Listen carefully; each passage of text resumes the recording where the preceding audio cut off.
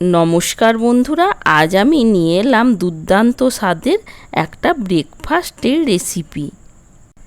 রেসিপিটা ভালো লাগলে চ্যানেলটা সাবস্ক্রাইব করার অনুরোধ রইল।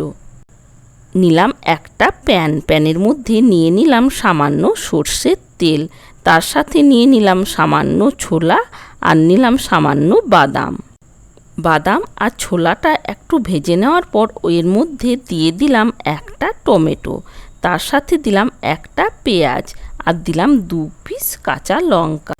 সব কিছু ভালোভাবে একটু নাড়াচাড়া করে ভেজে নেওয়ার পর দিয়ে দিলাম সামান্য লবণটা দিয়েও একটু ভেজে নেব। সব কিছু ভাজা হয়ে গেছে, এবার নামিয়ে নেব। তারপর ঠান্ডা হয়ে যাওয়ার পর চাটনিটা বানিয়ে নেব।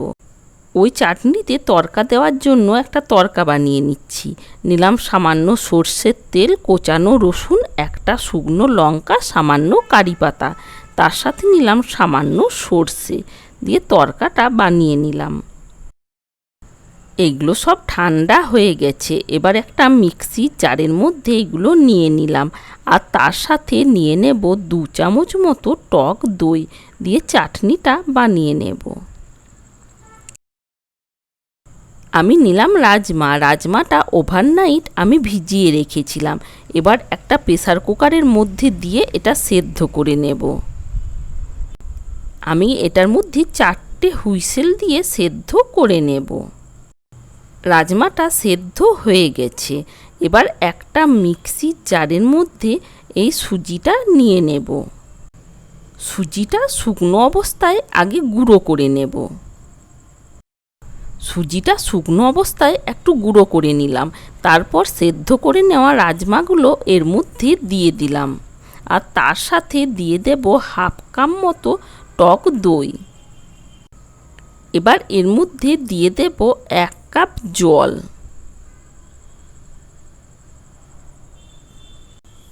আপনাদের ব্রেকফাস্টের পরিমাণ অনুযায়ী সব কিছু বাড়িয়ে কমিয়ে নেবেন। পেস্টটা বানিয়ে নিলাম। এবার মিক্সির বাটি ধুয়ে আমি আরও 2 কাপ জল এর মধ্যে দিয়ে দিলাম।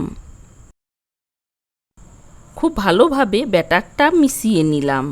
এবার এর মধ্যে দিয়ে দিলাম পরিমাণ মতো লবণ আর তার সাথে দিয়ে দিলাম সামান্য সাম্বার মশলা।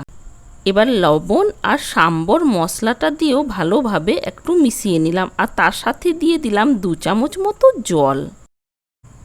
চাটনিটাও বানিয়ে নিয়েছি, এবার এর মধ্যে ওই তড়কাটা দিয়ে দিলাম। একটা তাওয়া বসিয়ে নিলাম, তাওয়ার মধ্যে একটু ঘি ব্রাশ করে নেওয়ার পর এই ব্যাটারটা এইরকমভাবে ছড়িয়ে দিচ্ছি।